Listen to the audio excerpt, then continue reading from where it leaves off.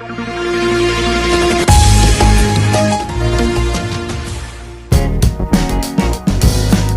में दिख रहा बोर्ड आपको एक तरफ इशारा करता है, जहां वर्तमान समय में हम अलग अलग क्षेत्रों को विकसित करने की बात करते हैं और अलग अलग क्षेत्रों के विकास की बात करते हैं। वहां पर्यटन को बढ़ावा देने में अगर कहा जाए तो उत्तर प्रदेश के कई क्षेत्र और बिहार से सटा हुआ कुछ क्षेत्र केवल भगवान बुद्ध के नाम से जाना और पहचाना जाता है, और भगवान बुद्ध की वजह से और उनके स्थल होने की वजह से उस क्षेत्र का काफ़ी विकास हुआ है।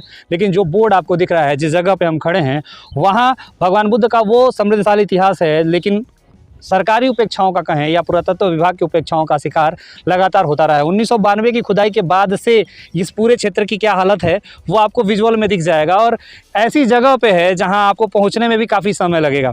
लगातार लोग लड़ रहे हैं, लगातार प्रयास किया जा रहा है, लेकिन फिर भी विकास इसका नहीं हो पा रहा है।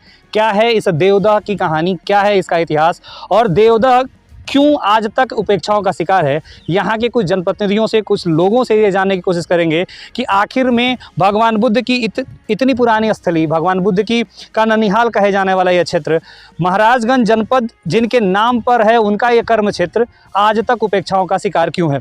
जानेंगे कि आखिर में इस जगह का विकास क्यों नहीं हो पाया, आखिर विकास न होने के पीछे का कारण क्या है। अगर विकास होता है, अगर इस पर पुरातत्व विभाग ध्यान देती है, ठंडे बस्ते से निकालकर इसको एक्टिव मोड में लाती है, तो फिर इस क्षेत्र का विकास कितना हो सकता है, इससे कितना लाभ होगा।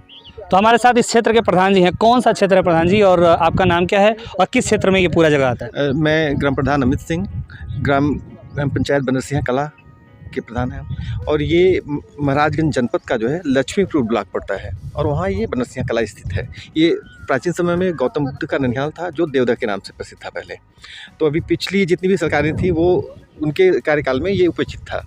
अभी ये वर्तमान जो सरकार है इसमें थोड़ा सा इस पर ध्यान दिया गया है, जिससे जो है यहाँ पे एक गेस्ट हाउस का निर्माण किया जा रहा है यूपी टूरिज्म के द्वारा।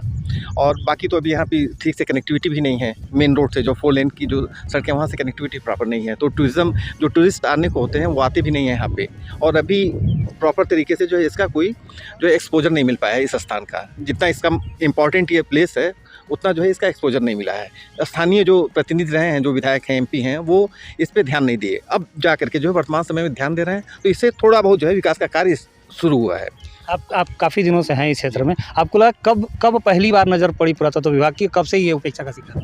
ये पुरातत्व की नज़र तो इस पर 1980 से ही है इस पर, क्योंकि उन्होंने 88 एकड़ जो है इस पर संरक्षित क्षेत्र किया हुआ है। कुछ जो पुरातत्व के उसमें है कि मतलब उस पर सारी खेती वगैरह तो होती हैं, लेकिन ये है कि उस पर और खुदाई वगैरह का जो है कि बहुत ज़्यादा गहरे तक जो है खुदाई नहीं हो सकती है। तो 88 एकड़ तो संरक्षित है, बाकी 88 एकड़ जो है ये पुरातत्व की ज़मीन है जो एक्वायर्ड है। उसके बावजूद, इतने दिनों के बावजूद अभी तक नहीं। थोड़ा सा संक्षिप्त इतिहास बताइए कि यहाँ का इतिहास क्या है।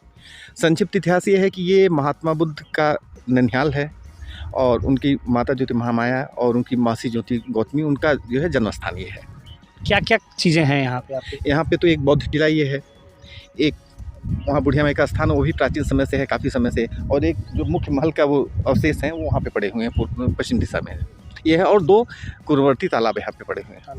तो ये 88 एकड़ ज़मीन एक्वायर करने के इतने दिनों बाद भी आज तक विभाग इस पर आखिर नज़र क्यों नहीं डाल रही है? अगर किसी भी क्षेत्र के विकास की बात की जाए तो उसमें पर्यटन मुख्य होता है, और भगवान बुद्ध के नाम पे पर्यटन क्षेत्रों के विकास के बारे में अगर आपको देखना है तो आप लुम्बिनी देख सकते हैं, आप कुशीनगर देख सकते हैं, जिसमें लगभग 10 से 15 वर्षों में कितना विकास हुआ है ये आपको नज़र आ जाएगा। अभी इस क्षेत्र में और लोग भी हैं, यहाँ पुरातत्व विभाग के एक कर्मचारी हैं जो काफ़ी दिनों से यहाँ कार्यरत हैं, उनसे भी हम जानेंगे कि क्या, कब से वो काम कर रहे हैं, क्या है कहानी। सर ओम प्रकाश चौधरी नाम है। कब से काम कर रहे हैं? अब यहाँ 1996 से आए हुए हैं। हाँ, इसके पहले और कहीं ड्यूटी था, इससे पहले हमारे विभाग के लोग रह चुके हैं। क्या करते हैं यहाँ? ये जो हो कि सरकार का ध्यान है कि 1.5-2 फुट के नीचे से आप खुदाई नहीं कर सकते हैं, और अपना खेती बाड़ी जो होता है अपना करते रहिए। जब कुछ भी करना हो तो विभाग से आदेश ले करके तभी आप कुछ कर सकते हैं। इसी के लिए देख रेख के लिए हम यहाँ रखे गए हैं। और कब कब लोग अधिकारी लोग यहाँ आते हैं? अधिकारी जब ज़रूरत पड़ता है तो वो आते रहते हैं, गोरखपुर से आते रहते हैं। यहाँ खुदाई जब हुई थी तो समय कुछ और मिले भी थे, वो सारी चीज़ कहाँ गई? अब उस समय तो सर हम थे नहीं, बनारस में थे, लेकिन आए थे तो कुछ सामान यहाँ से मिले थे, तो वो जो हो कि पटना के लोग टीम थी और वही अपना संग्रहालय में पटना रखे हैं सर। देवदा और रामग्राम की कहानी हमने आपको दिखाई थी, और रामग्राम पर एक व्यक्ति से आपकी मुलाकात भी हुई थी जिन्होंने बताया था कि देवदा एक ऐसी जगह है जिस तक पहुंचकर भी उस सब चीज़ों को दिखाना चाहिए, उसकी कहानी जाननी चाहिए। तो राव साहब, आपसे ही जानते हैं कि कब क्या है पूरी कहानी इस देवदा की, और आखिर में आपको क्या लगता है कि क्यों उपेक्षाओं का शिकार है?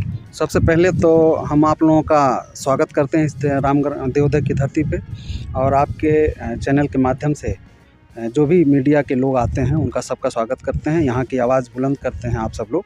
तो इसके हम सभी लोग देवदावासी आभारी हैं। ये सन 92 में इसकी खुदाई हुई थी, इस स्तूप की, और सन 92 की खुदाई में यहाँ पे जो स्तूप पीछे दिख रहा है, इस स्तूप के उत्तर वाले भाग में जला हुआ अवशेष मिला था, जो शुंग काल में जला दिया जाता था। आप जब इतिहास में जाएंगे तो शुंग काल में स्तूप को जलाया जाता था, बिहार को जलाया जाता था। तो खुदाई में अवशेष जो जले हुए अवशेष मिले थे वो स्पष्ट दिखाई दिए, और इसके अंदर, स्तूप के अंदर जब 92 में खुदाई हुई थी तो उस समय निदेशक थे, पुरातत्व विभाग के केंद्रीय निदेशक थे लालचंद सिंह जी। लालचंद सिंह के नेतृत्व में यहाँ खुदाई हुई, तो यहाँ कास्केट भी मिला था, भगवान बुद्ध की अस्थि कलश। उस अस्थि कलश के साथ साथ बहुत सारे ऐसे अवशेष मिले थे जो ये साबित करते हैं कि देवदा है और भगवान बुद्ध के काल का ही है और बौद्ध स्थल ही है। तो इस स्थल से उस कास्केट को उसी समय, खुदाई के समय, लालचंद जी के नेतृत्व में पटना लेके चले गए।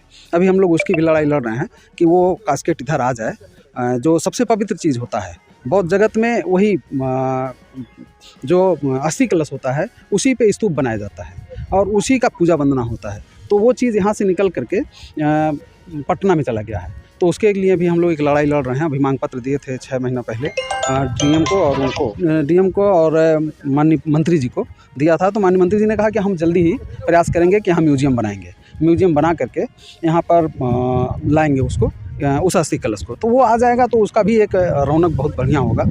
अभी हम लोग मिले थे 2021 में, फरवरी 2021 में आदरणीय मुकेश मेश्राम जी से, जो पर्यटन प्रमुख सचिव हैं। तो उन्होंने 2 करोड़ कुछ रुपए का लागत का यहाँ डाक बंगला बनाया है, डाक बंगला दिया है, एक गेट दिया है, रोड मैप बनाया है, बहुत सुंदर चीज़ दिया है। और डाक बंगला के साथ साथ विपश्यना हॉल, जो बुद्ध जगत में बहुत ही अच्छा काम होता है कि वो विपश्यना लोग करते हैं। जैसे बुद्ध भगवान बैठे हैं विपश्यना हॉल में, विपश्यना वाले साधना केंद्र, तो ये साधना केंद्र बन रहा है। तो वो भी एक बड़ा यहाँ पर्यटकों को लुभाने का अच्छा व्यवस्था का एक और तरीका मिल गया है। माननीय, हम लोग आभारी हैं उनके, माननीय मुकेश मेश्राम जी के, कि उनके सहयोग से यहाँ आया है। अब जो लोकसभा में माननीय पंकज चौधरी जी ने उठाया था देवदा के दर्द को, वहाँ दिल्ली में दहाड़ के रखा था, तो उससे बड़ा असर गया कि तब से ये इसका विकास शुरू हुआ है। और जब हम लोग यहाँ से पश्चिम की तरफ देखते हैं, इस स्तूप के ठीक पश्चिम, तो महाराज अंजन का राजमहल है। महाराज अंजन के राजमहल से इस स्तूप तक आने का रास्ता है। उस राजमहल से दक्षिण तरफ एक बुढ़िया माता जी का, जो माता सुलक्षणा जी हैं, माता महामाया की माता जी, माता सुलक्षणा जी, उनका स्तूप वहाँ है।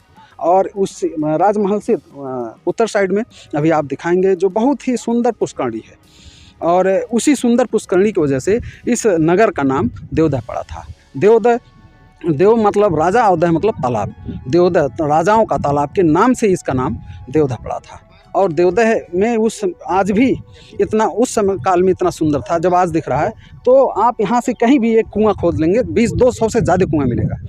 किसी भी एक कुएं से आप 1 किलोमीटर में रस्सी लगा देंगे तो उस 1 किलोमीटर रस्सी के नीचे अगर जितना भी कुआं मिलेगा उसी के नीचे मिलेगा। तो उस नगर को महाराज अंजन जी ने इतना सुंदर सुसज्जित सजाया था, बनाया था कि सीधा चाहे उत्तर दक्षिण का आप पाएंगे या पूर्व पश्चिम का पाएंगे, तो उसी साइड पर पाएंगे जो रस्सी के नीचे ही मिलेगा। और हर खेत में कोई ना कोई एक कुआं मिलेगा। और बाद में तो उसका यहाँ सिंचाई का साधन बनाए, लेकिन उससे पहले जब नगर बसा था तो पानी पीने का साधन था। अभी आगे चल करके जो एक खुदाई हुई थी, उस खुदाई में रिंग बेल मिला था कुएं के, जो बड़ा सा कुआं था। जब राजमहल जाएंगे आप, राजमहल से आगे आएंगे तो एक खुदाई, उस सन 92 में खुदाई हुई थी, तो उस कुएं के अंदर रिंग बेल मिला था। रिंग बेल के साथ साथ बहुत सारे सिक्के मिले थे, बहुत सारे अवशेष मिले थे, जो पटना चला गया। लेकिन ये अभी आप देखेंगे तो रिंग बेल भी अब ढक गया, सारा चीज़ ढक करके रखा गया है। अभी यहाँ पे बुद्धमित्र जी ने एक मुकदमा किया था, कुशीनगर के भिक्षु थे, उनके मुकदमे की वजह से हाई कोर्ट में, कि हाई कोर्ट ने जजमेंट दिया कि देवदा की धरती को बचाए बचाए रखने के लिए पुरातत्व विभाग वहाँ जो भी विभाग काम करना चाहे करने दें और या अपने स्वयं संरक्षण करे। तो इस खुदाई के बाद यहाँ पे पन्नी लगा करके इसको ढका गया व सुरक्षित किया गया। और आगे जो आप पुष्करणी देखेंगे वो बहुत ही सुंदर पुष्करणी है। वही आगे चल करके इसमें जिलाधिकारी ने एक योजना बनाया है। जिलाधिकारी महोदय ने भगवान बुद्ध और माता महामाया का चलते हुए तस्वीर का पकड़ते हुए के बचपन का दिखाया गया है, वहाँ बनेगा। तो ऐसी ये आने वाले दिनों में आप लोगों की वजह से इसका आवाज़ जो बुलंद होगा वो उस पर ज़्यादा असर आएगा। देवदा की कहानी जानी आपने, कुछ जनप्रतिनिधि, कुछ ऐसे लोग जो इसके अस्तित्व की लड़ाई लड़ रहे हैं और कुछ व्यक्तिगत तौर पर भी अपने तरीके से इस क्षेत्र को विकसित करने का प्रयास कर रहे हैं। जब भी किसी क्षेत्र में जाते हैं और उसके विकास की जिम्मेदारी सबसे पहले चुने हुए जनप्रतिनिधियों की होती है। कुछ लोग ऐसे हैं जो अपने उस ओहदे से ऊपर उठकर भी उस क्षेत्र के विकास के बारे में सोच रहे हैं।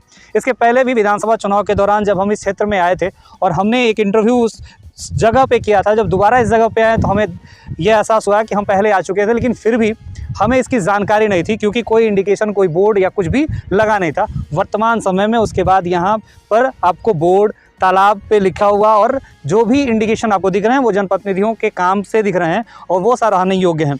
लगातार प्रयास किया जा रहा है और हमारा ही प्रयास है कि इस देवदा को वह पहचान मिल सके, इस देवदा को वह सारी चीज़ें मिल सकें जिसके लिए उपेक्षित है। और अगर इस वीडियो को अगर आप अधिक से अधिक शेयर करते हैं, इस वीडियो को लोगों तक पहुंचाते हैं, जिम्मेदारों तक पहुंचाते हैं, खासकर उन लोगों तक जो भगवान बुद्ध में रुचि रखते हैं, तो भगवान बुद्ध का ये ननिहाल उपेक्षा का शिकार न होते हुए इसका भी विकास संभव हो सकता है। लगातार आपका प्रयास और हम भी इस पे प्रयास करते रहेंगे इस उम्मीद के साथ कि इस देवदा का भी विकास होगा और इस देवदा पे भी पर्यटक और श्रद्धालु आएंगे ताकि यहाँ के लोगों के जीवन शैली में भी आमूलचूल परिवर्तन हो सके और भारत के इस समृद्धशाली इतिहास के बारे में भी लोग जान सकें। इस पूरे वीडियो, इस पूरी खबर के बारे में अपनी प्रतिक्रिया हम तक पहुँचाएँ। आप जुड़े रहें हमारे साथ, हम इस तरह की अनोखी कहानी आपके बीच लाते रहेंगे।